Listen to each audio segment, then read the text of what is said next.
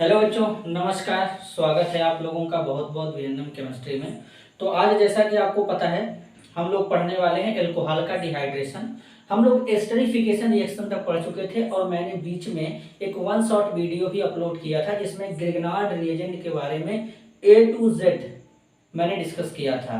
Basically वो NEET और JEE level का था, तो उसको आप देखिए, वो आपके लिए बहुत ही हेल्पफुल रहेगा। और अगर आप बेसिक से बनना चाहते हैं तो पहले ये 12th लेवल का जो है इसको पहले कंप्लीट कीजिए, उसके बाद धीरे धीरे फर्दर आगे बढ़ते रहिए। तो सबसे पहले हम लोग एल्कोहल का डिहाइड्रेशन देखेंगे। क्या देखेंगे? Dehydration of alcohol. Dehydration of alcohol. अब एल्कोहल का डिहाइड्रेशन देखने का मतलब होता है कि हम लोग क्या करेंगे, एल्कोहल से पानी को अलग करेंगे। वो तो बात की बात है कि जब हम एल्कोहल से पानी को अलग करेंगे तो वो क्या क्या प्रोडक्ट बना सकता है, तो वो हम बाद में देखेंगे। सबसे पहले हमको ये समझना जरूरी है कि डिहाइड्रेशन का मतलब होता है निर्जलीकरण, मतलब पानी का बाहर निकलना। अगर कहीं भी पानी बाहर निकल रहा है तो बेसिकली उसे डिहाइड्रेशन रिएक्शन बोलेंगे। और खास तौर पे जब वो एल्कोहल से निकलेगा तो उसे डिहाइड्रेशन ऑफ एल्कोहल बोलेंगे। मतलब एल्कोहल से पानी का निकलना डिहाइड्रेशन ऑफ एल्कोहल कहलाता है। अब ये कैसे कैसे हमारा दे सकता है, तो हमारा कंसंट्रेट सल्फ्यूरिक एसिड के थ्रू डिहाइड्रेशन हो सकता है। इनके अलावा हमारा जो डिहाइड्रेशन हो सकता है, कोई हमारा एसिड है साथ में एनहाइड्रस जैसे ZnCl2 ले लें, ये भी हमारा डिहाइड्रेशन दे सकता है। हमारा जो एल्यूमिना होता है ये भी डिहाइड्रेशन रिएक्शन दे सकता है। इनके अलावा जो H3PO4 होता है ये भी हमारे डिहाइड्रेशन रिएक्शन दे सकते हैं। तो ये सब बेसिकली रिएजेंट जो हैं यहाँ पर ये एज ए डिहाइड्रेशन रिएक्शन के जैसा काम कर सकते हैं। तो अब इनका प्रोडक्ट क्या बनेगा, अलग अलग प्रोडक्ट बनेगा, वो हम लोग अलग अलग देखेंगे। हाँ, लेकिन एक बात याद रखना, इसमें इंपॉर्टेंट ये है, सल्फ्यूरिक एसिड का डिहाइड्रेशन बड़ा इंपॉर्टेंट है। सल्फ्यूरिक एसिड पे केवल टेम्परेचर चेंज करने से प्रोडक्ट अलग अलग मिलेंगे। रहेगा तो डिहाइड्रेशन ही, क्योंकि सब में पानी ही बाहर निकलेगा, लेकिन इन सबका प्रोडक्ट अलग होता है। तो बेसिकली कैसे, सबसे पहले नॉर्मल तरीके से रिएक्शन को स्टार्ट करते हैं। समझ लो मेरे पास कोई एल्कोहल है, देखो ये देखो, मान लो मेरे पास कोई एल्कोहल है, मैं तुमको तरीका बताता हूं। तो अब इसमें क्या होगा, इसको हम लोग क्या करेंगे, हीट करेंगे। H+ मतलब एसिड के प्रेजेंस में रिएक्शन होगा। यहां से तुमको क्या करना है, वाटर बाहर निकालना है। अब तुम वाटर बाहर निकालोगे तो क्या बनेगा प्रोडक्ट फाइनल, जरा देखो, यहां पर 2 कार्बन है, तो इन दोनों कार्बन को ऐसे तो लिख ही सकते हो। अब ये जो 2 बॉन्ड बना इसी कार्बन के साथ में लगा है, ऐसे लगा दो। इधर वाले कार्बन के साथ में 2 बॉन्ड बना है, ऐसे लगा दो। और बीच में यहाँ पे डबल बॉन्ड लगाओ, तो बनने वाला प्रोडक्ट क्या बना अपना, एल्कीन बना। ठीक है, तो देखो डिहाइड्रेशन का एक प्रोडक्ट हमारा एल्कीन भी होता है। और डिहाइड्रेशन का दूसरा प्रोडक्ट क्या होगा, अगर 2 मोल एल्कोहल यूज कर लिए तो उस केस में ईथर बन जाता है। कैसे ईथर बनता है जरा समझना। जैसे मान लो हम लेते हैं C2H5OH, ये 2 मोल लेते हैं, ठीक। तो 1 मोल में और लेता हूं, उसको पलट के लिखूंगा। अब यहां पर देखो, यहां पर टेम्परेचर हम रखेंगे 140 डिग्री सेल्सियस का, सल्फ्यूरिक एसिड लेंगे। तो तुम यहां से क्या करोगे, वाटर को बाहर निकाल दो। जैसे तुम वाटर बाहर निकालोगे, देखो क्या बनेगा, C2H5O, और यहां पे क्या लिखोगे, फिर देखो C2H5, तो तुम्हारा प्रोडक्ट क्या बन गया, इस बार ईथर बन गया।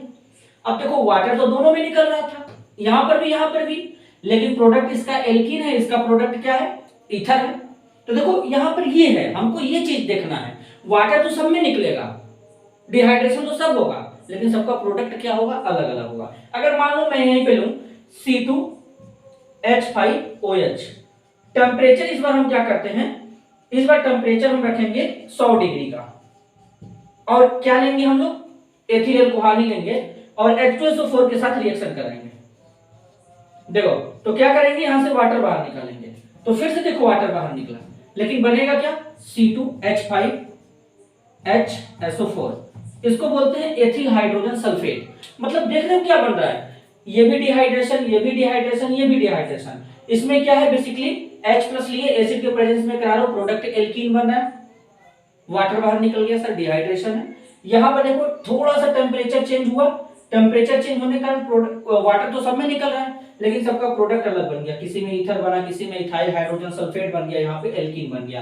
तो इस तरीके से अपना डिहाइड्रेशन होता है। अब ट्रिक क्या है, ये है। लेकिन हाँ, तुमको अब ये पता होना चाहिए कि जब टेम्परेचर कितना रखेंगे तो क्या प्रोडक्ट बनेगा, कब ये रिएजेंट यूज करेंगे तो क्या प्रोडक्ट बनेगा, तो इनको ध्यान देना बड़ा जरूरी है। तो सबसे पहले इनका स्क्रीनशॉट लो, फिर हम लोग आगे डिस्कस करते हैं।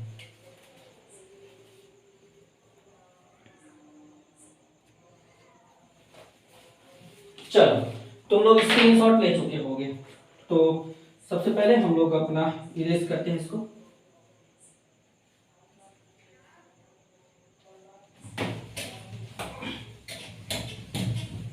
आराम आराम से समझेंगे, एक एक बात तुम लोगों का क्लियर हो जाएगा। सब रिएजेंट मैं यूज करके बारे बारे से दिखा दूंगा। चलो, अब देखो, अगर हम सल्फ्यूरिक एसिड लें, सॉरी सबसे पहले इथेनॉल लेंगे। सल्फ्यूरिक एसिड लेंगे कंसंट्रेट H2SO4 और टेम्परेचर रखेंगे 170 डिग्री सेल्सियस का। अगर केल्विन में लेके जाओगे तो 443 यानी 443 केल्विन का टेम्परेचर होगा, क्योंकि 273 ऐड करते हैं डिग्री सेल्सियस को केल्विन में कन्वर्ट करने के लिए। तो रेफरेंस बुक में ये वाला टेम्परेचर होता है जो कि डिग्री सेल्सियस में होता है, अपने एनसीईआरटी में ये वाला टेम्परेचर होता है केल्विन में होता है। तो इसमें घबराने वाली बात नहीं, दोनों टेम्परेचर सेम है, बस फर्क है कि ये डिग्री सेल्सियस में है, ये केल्विन में है। तो यहाँ पर जो बेसिकली अपना प्रोडक्ट बनता है वो बनता है alkene, CH2 double bond CH2 और वाटर बाहर निकल जाएगा। और अभी अभी मैंने 140 डिग्री पर जब टेम्परेचर रखा था, सल्फ्यूरिक एसिड यूज किया था, तो उस केस में प्रोडक्ट हमारा ईथर बना था। 100 डिग्री सेल्सियस पे कंसंट्रेट सल्फ्यूरिक एसिड का यूज करेंगे अगर इथेनॉल के ऊपर, तो प्रोडक्ट हमारा इथाइल हाइड्रोजन सल्फेट बन रहा था। तो केवल वेरिएशन टेम्परेचर का हो रहा है, प्रोडक्ट डिफरेंट बन जा रहा है, लेकिन वो है डिहाइड्रेशन रिएक्शन, क्योंकि सर उसमें हम लोग वाटर ही बाहर निकाल पा रहे हैं। क्लियर है? आगे चलते हैं। अब मान लो हमारे पास कोई कुछ इस तरीके का एल्कोहल है CH3। इस जो एल्कोहल लेने वाले हैं 2 डिग्री एल्कोहल है, यहाँ पर OH है, यहाँ पर CH3 है, यहाँ पर H है। अब मान लो यहाँ पर हम लोग क्या ले रहे हैं, मैं तुमको 85% यहाँ पर H3PO4 लेते हैं इस बार।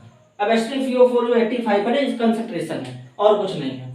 अब देखो, तो यहाँ पर टेम्परेचर कितना लेने वाले हैं, जरा ध्यान से समझ लेना। यहाँ पर टेम्परेचर बड़ा इंपॉर्टेंट होता है, 440 केल्विन का हम लोग टेम्परेचर यहाँ पे रखने वाले हैं। तो अब यहाँ से वाटर को बाहर निकालेंगे, दोनों साइड में CH3 है, अब इस कार्बन से H लगा है, OH लगा है, तो इससे OH और H दोनों नहीं निकाल सकते हैं। तो अब इस दो CH3 में से किसी एक CH3 से एक हाइड्रोजन निकालना पड़ेगा। तो यहाँ से OH निकाल लेंगे, यहाँ से H निकाल लेंगे, तो यहाँ पर क्या बन जाएगा, CH3 देखो है, यहाँ पर C के साथ में H है। अब इधर में अगर एक H निकालोगे तो इनके बीच में डबल बॉन्ड आ जाएगा, और यहाँ से H यहाँ से OH मिलके क्या निकल जाएगा बाहर, पानी निकल जाएगा। समझने के लिए इसको CH2 यहाँ पर H लिख लो, यहाँ से वाटर बाहर निकाल दो। तो ये 1 डिग्री एल्कोहल का डिहाइड्रेशन करा दिए, एल्कीन बन गया। 2 डिग्री एल्कोहल का डिहाइड्रेशन करा दिए, तब भी एल्कीन बन गया। अगर तुम 3 डिग्री एल्कोहल लेते तो 3 डिग्री एल्कोहल में तुमको कुछ करना नहीं था, यहाँ पर जो हाइड्रोजन लगा था इस हाइड्रोजन को रिप्लेस करके एक CH3 और लगा दो, बस यही तो करना था। फिर यहाँ पर जो हम लोग ये यूज करेंगे, अब ये 20% ही ले लेंगे, तब भी हमारा हो जाएगा H3PO4। और टेम्परेचर 383 केल्विन का ही ले लोगे, तब सॉरी 383 नहीं 358, तब भी यहाँ पे प्रोडक्ट तुम्हारा बन जाएगा आसानी से, क्योंकि 3 डिग्री एल्कोहल है, इसका आसानी से डिहाइड्रेशन हो जाता है। अब 3 CH3 लगा इस वाले कार्बन से, तीनों में से किसी एक CH3 से एक हाइड्रोजन निकालना है, तो यहाँ से OH, मान लो यहाँ से H निकालते हैं, तो देखो CH3, अब यहाँ से क्या है, कार्बन से CH3 है, यहाँ पर क्या है, OH है, और यहाँ से H निकाल रहे हो, तो इसको ऐसे लिखो समझने के लिए। तो अब यहाँ से OH2 बाहर निकलेगा, तो इसके बीच में डबल बॉन्ड आ जाएगा, तो देखो डबल बॉन्ड CH2 और यहाँ से वाटर निकल गया, तो प्रोडक्ट क्या बन गया, एल्कीन बन गया। तो ये सारे के सारे क्या थे, डिहाइड्रेशन रिएक्शन थे। अब मैं सारे रिएक्शन को अगर एक साथ समराइज करके लिख दूं तो प्रोडक्ट अपना क्या बनने वाला है सर, सबसे पहले ये ध्यान देंगे। देखो सारे रिएक्शन को समराइज करके जब हम लोग लिखेंगे तो किस तरीके से लिखेंगे, जरा ध्यान से समझेंगे। सबसे पहले ब्लैक मार्कर हमको चाहिए, तो अपना ब्लैक वाला लेते हैं। देखो पहले इसको इरेज करते हैं, इसका स्क्रीनशॉट ले लेना। अब सारे रिएक्शन को अगर एक साथ समराइज करके लिखें तो क्या लिखेंगे, और ये जो रिएक्शन मैं बताने जा रहा हूँ ये बड़ा ही इंपॉर्टेंट है, तो ध्यान से जरा समझ लेना, इसको मिस मत करना। अब देखो इथेनॉल लेते हैं C2H5OH। अब इस इथेनॉल पे अलग अलग टेम्परेचर पे यूज करेंगे हम लोग रिएजेंट जो कि डिहाइड्रेशन देंगे। तो सबसे पहले देखो यहाँ पे क्या यूज करने वाले हैं, concentrate sulphuric acid, temperature 170 degree Celsius या केल्विन में 443 केल्विन लिखोगे, ठीक है। दूसरा रिएजेंट यूज करेंगे, सल्फ्यूरिक एसिड रहेगा, कंसंट्रेट ही रहेगा। टेम्परेचर कितना यूज करेंगे, यहाँ पर 140 डिग्री का, जिसको हम लोग अगर 140 को अगर केल्विन में लिखेंगे तो बेसिकली 413 आएगा, 413 केल्विन के आसपास आएगा।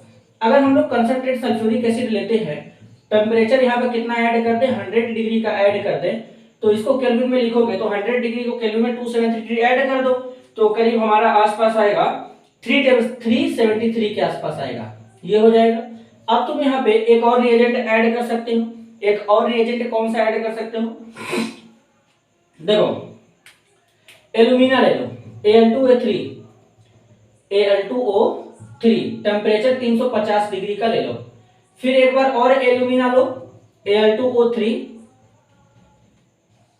टेम्परेचर यहाँ पे 250 डिग्री का रख लो।